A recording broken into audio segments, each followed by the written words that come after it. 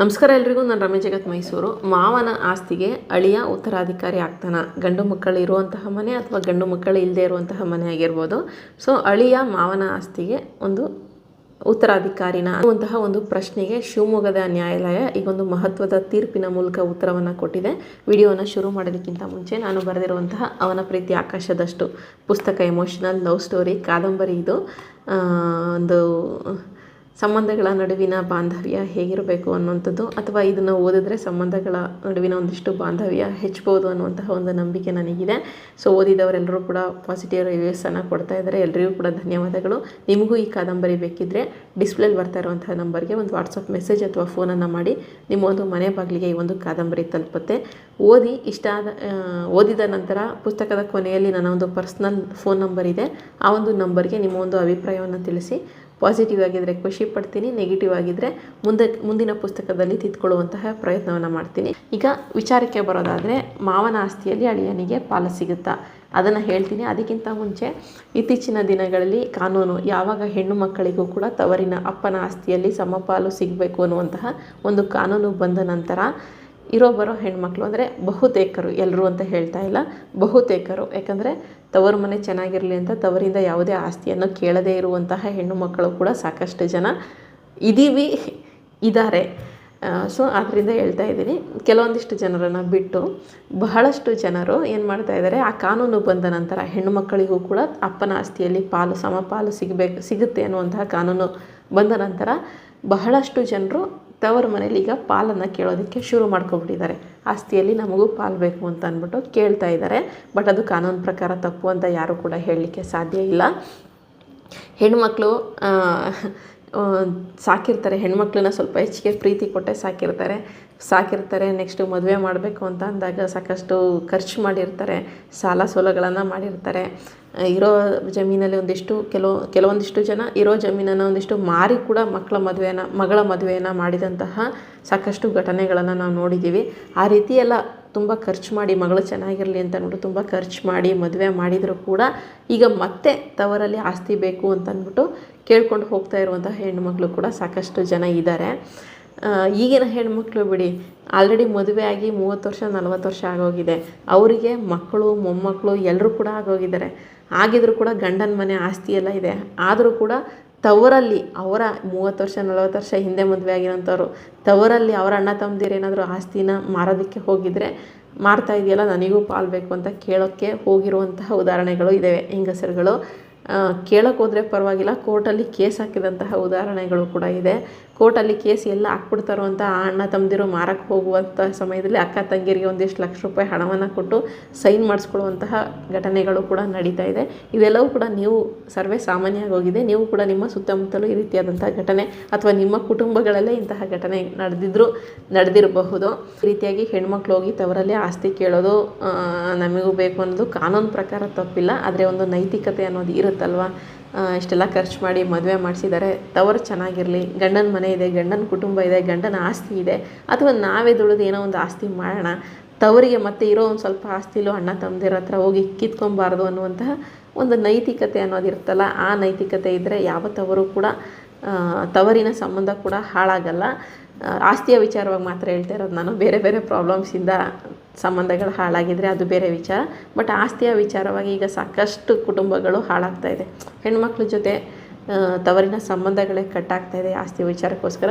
So ಹೆಣ್ಣುಮಕ್ಕಳಿಗೆ ಒಂದು ನೈತಿಕತೆ ಅನ್ನೋದಿದ್ದರೆ, ಮದುವೆ ಖರ್ಚು ಮಾಡಿ ಮದುವೆ ಮಾಡಿದ್ದಾರೆ, ಸಾಲಗಳನ್ನ ತೀರಿಸ್ತಾ ಇದ್ದಾರೆ, ಅಪ್ಪನ ಸಾಲನ ಅಣ್ಣಂದಿರು ತೀರಿಸ್ತಾ ಇದ್ದಾರೆ, ಅದೆಲ್ಲ ಒಂಚೂರು ನೈತಿಕತೆ ಇದ್ದರೆ ಈ ರೀತಿಯಾಗಿ ಯಾವುದೇ ರೀತಿಯಾದಂತಹ ಹೆಣ್ಮಕ್ಳು ತವರಿನ ಆಸ್ತಿಯನ್ನು ಕೇಳಲಿಕ್ಕೆ ಹೋಗಲ್ಲ. ಸೊ ಬಟ್ ಕಾನೂನು ಪ್ರಕಾರ ಅದು ಸರಿಯೇ, ಕಾನೂನು ಪ್ರಕಾರ ಮಾತಾಡ್ತಾ ಇಲ್ಲ, ನೈತಿಕತೆ ವಿಚಾರವಾಗಿ ತಪ್ಪು ಅಂತ ಹೇಳ್ಬೋದಷ್ಟೇ. ಇನ್ನು ಇವಾಗ ವಿಚಾರಕ್ಕೆ ಬರೋದಾದರೆ, ಈ ರೀತಿಯಾಗಿ ಹೆಣ್ಮಕ್ಳೆಲ್ಲ ಹೋಗಿ ತವರನ್ನು ಸುಲಿಗೆ ಹಾಕುವಂತಹ ಸಮಯದಲ್ಲಿ ಇಲ್ಲೊಬ್ಬರು ಮಹಾಶಯರು ಮಾವನ ಆಸ್ತಿಗೆ ನಾನೇ ಉತ್ತರಾಧಿಕಾರಿ ಅಂತ, ಕಾನೂನುಬದ್ಧ ಉತ್ತರಾಧಿಕಾರಿ ಅಂತ ಘೋಷಣೆ ಮಾಡಿ ಅಂತ ಅಂದ್ಬಿಟ್ಟು ಅಳಿಯನೊಬ್ಬ ಕೋರ್ಟ್ಗೆ ಅರ್ಜಿ ಹಾಕಿದಂತಹ ಒಂದು ಘಟನೆ ನಡೆದಿದೆ. ಈ ಅಳಿಯ ಹಾಕಿದಂತಹ ಅರ್ಜಿಯ ವಿಚಾರಣೆ ನಡೆಸಿ ಕೋರ್ಟ್ ಇವಾಗ ಶಿವಮೊಗ್ಗದಲ್ಲಿ ನಡೆದಿರುವಂಥ ಘಟನೆ, ಶಿವಮೊಗ್ಗದ ಒಂದು ನ್ಯಾಯಪೀಠ ಏನಿದೆ, ಒಂದು ಮಹತ್ವದ ತೀರ್ಪನ್ನು ನೀಡುವ ಮೂಲಕ ಆತನ ಮಾವನ ಆಸ್ತಿಯ ಅಳಿಯ ಉತ್ತರಾಧಿಕಾರಿ ಆಗ್ತಾನೆ ಅನ್ನುವಂತಹ ಒಂದು ಪ್ರಶ್ನೆಗೆ ಉತ್ತರವನ್ನು ಕೂಡ ಕೊಟ್ಟಿದೆ.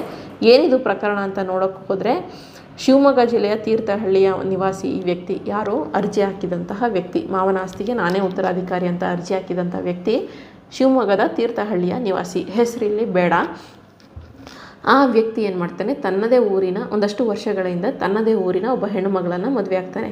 ಆ ಹೆಣ್ಣು ಮಗಳ ತಂದೆಗೆ 4 ಜನ ಹೆಣ್ಣು ಮಕ್ಕಳು ಇರ್ತಾರೆ, ಗಂಡು ಮಕ್ಕಳು ಇರೋದಿಲ್ಲ. ಆ 4 ಜನ ಹೆಣ್ಣು ಮಕ್ಕಳಲ್ಲಿ ಮೊದಲನೇ ಹೆಣ್ಣು ಮಗಳನ್ನು ಈತ ಮದುವೆ ಆಗ್ತಾನೆ. ಮದುವೆ ಆದ ನಂತರ ಈಗ ರೀಸೆಂಟಾಗಿ ಏನು ಮಾಡ್ತಾನೆ, ಮಾವನ ಆಸ್ತಿಯಲ್ಲಿ ಪಾಲು ಬೇಕು ಅಂತ ಅಂದ್ಬಿಟ್ಟು ಕೋರ್ಟ್ಗೆ ಅರ್ಜಿಯನ್ನು ಹಾಕಿರ್ತಾನೆ. ಮಾವನ ಆಸ್ತಿಯಲ್ಲಿ ನಮಗೂ ಪಾಲು ಬೇಕು ಅಂತ ಅಂದ್ಬಿಟ್ಟು, ಇದು ಕಾನೂನು ಪ್ರಕಾರ ಸರಿ ಇದೆ ಅಂದರೆ ಮಗಳಿಗೆ ಪಾಲು ಬೇಕು ಅಂತ ಅಂದ್ಬಿಟ್ಟು ಅರ್ಜಿಯನ್ನು ಹಾಕಿರ್ತಾನೆ. ಓಕೆ, ಈ ಅರ್ಜಿ ವಿಚಾರಣೆ ನಡೆತಿರುವಂಥ ಸಮಯದಲ್ಲಿ ಅಂದರೆ ಕೋರ್ಟ್ನಲ್ಲಿ ಕೇಸ್ ಇರುವಂತಹ ಸಮಯದಲ್ಲಿನೇ ಮಾವ ತೀರ್ಕೊತಾರೆ.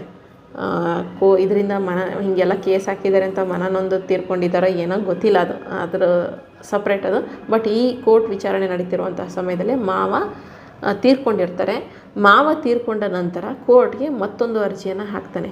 ಏನಂತ, ಮಾವ ಹಿಂಗೆ ತೀರ್ಕೊಂಡಿದ್ದಾರೆ, ನಾನು ಆ ಮನೆ ಅಳಿಯ, ಸೊ ಮಾವನ ಸಂಪೂರ್ಣ ಆಸ್ತಿಗೆ ಉತ್ತರಾಧಿಕಾರಿ ನಾನೇ ಅಂತ ಘೋಷಣೆ ಮಾಡಿ ಅಂತ ಕೇಳ್ಕೊತಾನೆ. ಮೊದಲ ಮಗಳ ಗಂಡ ನಾನು, ಸೊ ನನ್ನನ್ನು ಉತ್ತರಾಧಿಕಾರಿ ಅಂತ ಘೋಷಣೆ ಮಾಡಿ, ಜೊತೆಗೆ ಮಾವನ ಎಲ್ಲ ಆಸ್ತಿಯನ್ನು ರಕ್ಷಣೆ ಮಾಡುವಂತಹ ಕಾನೂನುಬದ್ಧ ಅಧಿಕಾರ ಇರುವುದು ನನಗೆ ಮಾತ್ರ ಅಂದ್ಬಿಟ್ಟು ಘೋಷಣೆ ಮಾಡಿ ಅಂತ ಅಂದ್ಬಿಟ್ಟು ಒಂದು ಅರ್ಜಿಯನ್ನು ಹಾಕ್ತಾನೆ ಕೋರ್ಟ್ಗೆ. ಈ ಒಂದು ಅರ್ಜಿ ವಿಚಾರಣೆಯನ್ನು ಶಿವಮೊಗ್ಗದ ನ್ಯಾಯಪೀಠ ನಡೆಸುತ್ತೆ.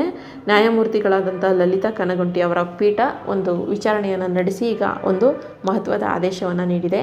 ಏನಂದರೆ, ಮಾವನ ಆಸ್ತಿಗೆ ಅಳಿಯ ಯಾವತ್ತೂ ಕೂಡ ಉತ್ತರಾಧಿಕಾರಿ ಆಗೋದಕ್ಕೆ ಸಾಧ್ಯ ಇಲ್ಲ ಅಂದ್ಬಿಟ್ಟು ಒಂದು ತೀರ್ಪನ್ನು ಪ್ರಕಟ ಮಾಡಿದೆ. ಜೊತೆಗೆ ಅವ್ರಿಗೆ ಹೇಳಿದ್ದಾರೆ, ಕಾನೂನುಬದ್ಧ ಉತ್ತರಾಧಿಕಾರಿ ಮಾತ್ರ ಮೃತಪಟ್ಟಂತಹ ವ್ಯಕ್ತಿಯ ಆಸ್ತಿಯನ್ನು ಪ್ರತಿನಿಧಿಸುವ ಮತ್ತು ಹಿತಾಸಕ್ತಿಯನ್ನು ರಕ್ಷಣೆ ಮಾಡುವಂತಹ ಜವಾಬ್ದಾರಿ ಕರ್ತವ್ಯವನ್ನು ಹೊಂದಿರ್ತಾನೆ. ಆದರೆ ಈ ಒಂದು ಪ್ರಕರಣದಲ್ಲಿ ಅರ್ಜಿದಾರರು ಅಂದರೆ ಮೃತರ ಅಳಿಯ ಏನಿರ್ತಾನೆ, ಈ ಅರ್ಜಿದಾರರು ಮೃತರ ಆಸ್ತಿಯಲ್ಲಿ ಭಾಗಕ್ಕೆ ಅರ್ಹರಾಗಿದ್ದಾರೆ. ಭಾಗಕ್ಕೆ ಯಾಕಂದರೆ ಮಗಳು ಭಾಗಕ್ಕೆ ಅರ್ಹರಾಗಿರ್ತಾರಲ್ಲ, ಅದನ್ನೇ ಇಲ್ಲೂ ತಿಳಿಸಿದ್ದಾರೆ. ಭಾಗಕ್ಕೆ ಅರ್ಹರಾಗಿರ್ತಾರೆ ಹೊರತು ಉತ್ತರಾಧಿಕಾರಿಯಾಗೋದಕ್ಕೆ ಕಾನೂನಿನಲ್ಲಿ ಅವಕಾಶವಿಲ್ಲ ಅಂತ ಅಂದ್ಬಿಟ್ಟು ತಿಳಿಸಿ ನ್ಯಾಯಪೀಠ ಅಳಿಯ ಹಾಕಿದಂತಹ ಅರ್ಜಿಯನ್ನು ವಜಾಗೊಳಿಸಿದೆ. ಸೊ ಈ ರೀತಿ ಆಗೋದ್ರೆ ಏನೋ ಗಾದೆ ಮಾತು ಹೇಳ್ತಾರಲ್ಲ, ಅಳಿಯ ಏನೋ ಆಗುತ್ತೆ ಅಂತ, ಇಲ್ಲಿ ಹೇಳೋದು ಬೇಡ ವಿಡಿಯೋದಲ್ಲಿ, ಆ ಥರ ಆಗೋಗುತ್ತೆ. ತವರು ಮನೆ ಹೆಣ್ಣುಮಕ್ಳ ತವರು ಮನೆಗಳಲ್ಲಿ ಎಲ್ಲ ಹೋಗಿ ಹಿಂಗೆ ಅಳಿಯಂದ್ರು ಕೇಸ್ ಹಾಕಂತ ಕೂತ್ಕೊಂಡ್ರೆ ಅವರು ಕಷ್ಟಪಟ್ಟು ಅವರು ಸಂಪಾದನೆ ಮಾಡೋದು ಬಿಟ್ಬಿಟ್ಟು, ಬಟ್ ಅಳಿಯ ತನ್ನ ತಂದೆಯ ಮನೆಯ ಆಸ್ತಿಯನ್ನು ಪಡ್ಕೊಳ್ಳೋದು ಬಿಟ್ಬಿಟ್ಟು ಮಾವನ ಮನೆ ಆಸ್ತಿಗೆ ಉತ್ತರಾಧಿಕಾರಿ ಭಾಗ ಕೇಳಿಲ್ಲ ಅಂತ ಫಸ್ಟ್ ಭಾಗಕ್ಕೆ ಅರ್ಜಿಯನ್ನು ಹಾಕಿದಂಥದ್ದು. ಯಾವಾಗ ಮಾವ ತೀರ್ಕೊಂತಾರೋ ಸಂಪೂರ್ಣ ಆಸ್ತಿಗೆ ನಾನೇ ಉತ್ತರಾಧಿಕಾರಿ, ಕಾನೂನು ಪ್ರಕಾರ ನಾನೇ ಅವರೆಲ್ಲ ಆಸ್ತಿಯನ್ನು ಹಿತರಕ್ಷಣೆ ಮಾಡ್ತೀನಿ, ಸೊ ನನಗೆ ಆ ಅಧಿಕಾರ ಇರೋದು ಅಂತ ಅಂದ್ಬಿಟ್ಟು ಘೋಷಣೆ ಮಾಡಿ ಅಂತ ಅಂದ್ಬಿಟ್ಟು ಅರ್ಜಿ ಹಾಕ್ತೀನಿ ಅಂತ ಹೋಗಿದ್ದಾರೆ ಪುಣ್ಯಾತ್ಮ. ಈ ರೀತಿ ಆಗೋದ್ರೆ ಆ ಗಾದೆ ನಿಜಕ್ಕೂ ನಿಜ ಆಗಿಬಿಡುತ್ತೆ, ಅಳಿಯ ಮನೆ ತೊಳಿಯ ಅಂತ. ಆ ರೀತಿಯೇ ಆ ಗಾದೆ ನಿಜ ಆಗಿಬಿಡುತ್ತೆ. ಸೊ ಈ ಒಂದು ಪ್ರಶ್ನೆಗೆ ಸಾಕಷ್ಟು ಜನರಿಗೆ ಏನಾದರೂ ಈ ಥರ ಏನಾದರೂ ಪ್ರಶ್ನೆ ಇದ್ದರೆ ಅಥವಾ ಒಂದು ಜನರಲ್ ನಾಲೆಡ್ಜ್ ಒಂದು ತಿಳುವಳಿಕೆ, ಇದು ಮಾವನ ಆಸ್ತಿಗೆ ಅಳಿಯಂದರು ಉತ್ತರಾಧಿಕಾರಿ ಆಗೋದಕ್ಕೆ ಸಾಧ್ಯ ಇಲ್ಲ, ಬಟ್ ಮಗಳಿಗೆ ಏನು ಪಾಲು ಬರುತ್ತೋ ಆ ಒಂದು ಪಾಲನ್ನು ತೊಗೊಬೋದು ಅಷ್ಟೇ, ಬಟ್ ಸಂಪೂರ್ಣ ಆಸ್ತಿಗೆ ಉತ್ತರಾಧಿಕಾರಿ ಆಗಿರೋದಕ್ಕೆ ಸಾಧ್ಯನೇ ಇಲ್ಲ. ಕೊನೆಯದಾಗಿ ನನ್ನದೊಂದು ಚಿಕ್ಕ ಮಾತು, ಇದನ್ನು ಹೇಳಬೇಕೋ ಬೇಡವೋ ಗೊತ್ತಿಲ್ಲ, ಬಟ್ ಆದರೂ ಹೇಳ್ತಾ ಇದ್ದೀನಿ. ತವರು ಮನೆ ಚೆನ್ನಾಗಿರಲಿ, ಬಿಟ್ಬಿಡಿ. ಅಣ್ಣ ತಮ್ಮದಿರಾಗಿರ್ಬೋದು, ಯಾರೇ ಅಪ್ಪ ಅಮ್ಮ ಯಾರೇ ಆಗಲಿ, ಮದುವೆ ಮಾಡಿ ಕಳಿಸಿದ ಮೇಲೆ ಆಸ್ತಿಗೆ ಸಂಬಂಧಗಳಿಗೆ ಹೋಗಬೇಕು, ಬಾಂಧವ್ಯವನ್ನು ಹೆಚ್ಚಿಗೆ ಮಾಡ್ಕೊಳ್ಳೋದಕ್ಕೆ ಹೋಗಬೇಕು. ಹೆಣ್ಮಕ್ಳು ಯಾವತ್ತೂ ಆಸ್ತಿಯನ್ನು ಕೇಳೋದಕ್ಕೆ, ಹಣವನ್ನು ಕೇಳೋದಕ್ಕೆ ಯಾವತ್ತೂ ಕೂಡ ಹೋಗಬಾರ್ದು. ಕಾನೂನು ಪ್ರಕಾರ ಮಾತಾಡ್ತಾ ಇಲ್ಲ ನಾನು, ಕಾನೂನು ಪ್ರಕಾರ ಬೇರೆಯೇ ಇದೆ. ಅದೊಂದು ಋಣ, ಒಂದು ಪ್ರೀತಿ ಅನ್ನೋದಿರುತ್ತಲ್ಲ, ಬಾಂಧವ್ಯ ಅನ್ನೋದಿರುತ್ತಲ್ಲ, ಅದು ಹಾಗೆ ಇದ್ರೇ ಒಳ್ಳೆಯದು. ಒಂದು ಚಿಕ್ಕ ಕಿವಿ ಮಾತು ಅಷ್ಟೇ ಅದು, ಅನ್ಯತಾ ಭಾವಿಸ್ಬೇಡಿ. ತವರು ಚೆನ್ನಾಗಿದ್ದರೆ ನಾವುಗಳು ಯಾವತ್ತಿದ್ರೂ ಹೇಳ್ತಾರಲ್ಲ, ಹಾಲುಂಡ ತವರು ಅಂತ, ತವರು ಯಾವತ್ತೂ ಚೆನ್ನಾಗಿರಬೇಕು. ತವರು ಚೆನ್ನಾಗಿದ್ದರೆ ನಾವು ಕೂಡ ಕೊನೆವರೆಗೂ ನಮ್ಮ ಒಂದು ಕುಟುಂಬದಲ್ಲಿ ಎಲ್ಲೇ ನಾವಿದ್ರೂ ಕೂಡ ನಾವು ಕೂಡ ಸಂತೋಷವಾಗಿರ್ಬೋದು ಅಂತ ಅಂದ್ಬಿಟ್ಟು ಚಿಕ್ಕ ಕಿವಿ ಮಾತು ಅಷ್ಟೇ, ತಪ್ಪನ್ನು ತಿಳಿಯೋದಕ್ಕೆ ಹೋಗಬೇಡಿ. ಇದಿಷ್ಟು ಒಂದು ಜನರಲ್ ನಾಲೆಡ್ಜ್ ಅಂತನಾದರೂ ತಿಳ್ಕೊಳ್ಳಿ. ಒಂದು ಇನ್ಫಾರ್ಮೇಷನ್, ಕಾನೂನು ಬಗ್ಗೆ ಒಂದು ಚಿಕ್ಕ ಚಿಕ್ಕ ಇನ್ಫಾರ್ಮೇಷನ್ಗಳೆಲ್ಲ ತಿಳ್ಕೊಂಡಿರಬೇಕು. ಯಾಕಂದರೆ ಕಾನೂನನ್ನು ನೀವು ತಿಳ್ಕೊಂಡ್ರೆ ಆ್ಯಕ್ಚುಲಿ ನಮ್ಮ ಜೀವನ ಶೈಲಿನೇ ಚೇಂಜ್ ಆಗಿಬಿಡುತ್ತೆ. ತಿಳುವಳಿಕೆ ಮಟ್ಟ ಆ ಮಟ್ಟಕ್ಕೆ ಇರುತ್ತೆ, ತಪ್ಪುಗಳು ಕಡಿಮೆ ಆಗುತ್ತೆ, ತಪ್ಪುಗಳು ಮಾಡೋದನ್ನ ಕಡಿಮೆ ಮಾಡ್ತೀವಿ. ಸೊ ಇದಿಷ್ಟು ಇವತ್ತಿನ ವಿಡಿಯೋ ಇಷ್ಟ ಆಗಿದೆ, ಮಾಹಿತಿ ಉಪಯುಕ್ತ ಆಗಿತ್ತು ಅಂತ ಅಂದ್ಕೊತೀನಿ. ಸೊ ಅಳಿಯನಿಗೆ ಮಗಳಿಗೆ ಎಲ್ರಿಗೂ ಒಳ್ಳೆಯದಾಗಲಿ. ಸೊ ಕೊನೆಯದಾಗಿ ನಾನು ಬರೆದಿರುವಂತಹ ಪುಸ್ತಕ ಬೇಕಿದ್ದರೆ ಡಿಸ್ಪ್ಲೇ ಬರ್ತಾ ಇರೋಂಥ ನಂಬರ್ಗೆ ಒಂದು ಮೆಸೇಜ್ ಅಥವಾ ಫೋನನ್ನು ಮಾಡಿ. ಮುಂದಿನ ವಿಡಿಯೋ ಜೊತೆ ಮತ್ತೆ ಸಿಗ್ತೀನಿ. ಧನ್ಯವಾದಗಳು. Thank you so much.